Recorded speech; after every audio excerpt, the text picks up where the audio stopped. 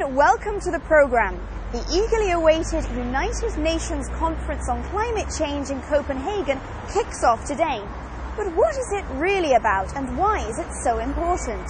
This report will bring you the answers. We've all seen the catastrophic effects of climate change and are aware of the need to stop it. In the past, global leaders made a commitment to reduce greenhouse gas emissions through agreements known as the Kyoto I and II protocols. However, a series of UN reports has highlighted the need to curb global warming even further, given today's industrial production. As from today, world leaders are meeting in Copenhagen to try and reach a follow-up agreement to Kyoto, which expires in 2012. According to scientists, the global warming average temperature needs to be kept below 2 degrees Celsius. European Commissioner for the Environment, Stavros Dimas, explained his views on how Europe can lead by example.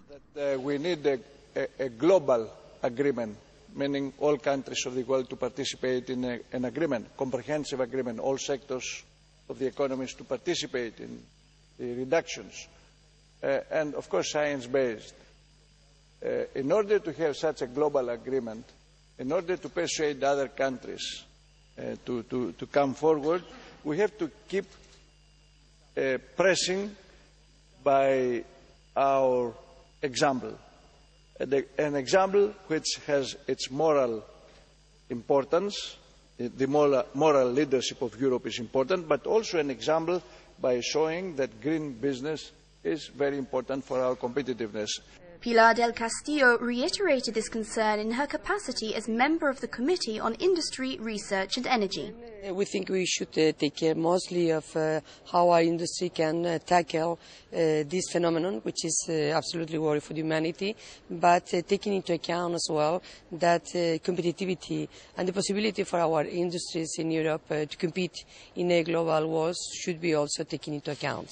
One of the things that we can do is just get an agreement in deforestation of tropical forests. One of the things we can do is to get an agreement in aids to the developing countries in order for them to also contribute with such reductions of emission, transfer technology, also financing projects. One of the things we can do, and I think this is extremely important in terms of our industry, is to promote sectorial agreements. The EPP pushing is for find a balance policy in order, on the one hand, to fight against the bad consequences of climate change, so we can really preserve the planet and help to preserve the planet in that sense. At the same time, the EPP is very sensitive that we have to take into account also what is going on in our industry, what is going on in our economies, because it's the future of the citizen of Europe.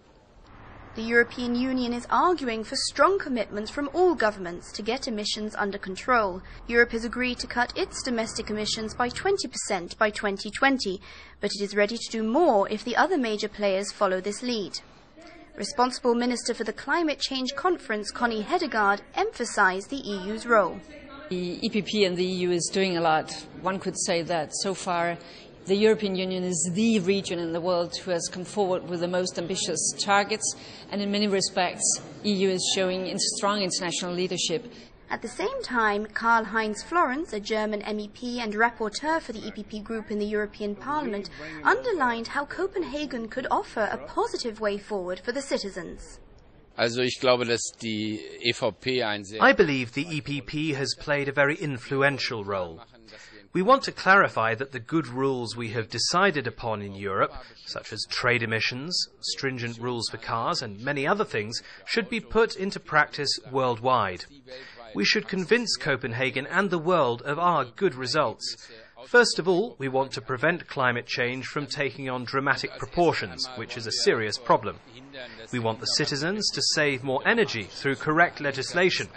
This is good for the environment, and it's good for the conservation of resources, because then there will be more for our children, and it's good for our wallets.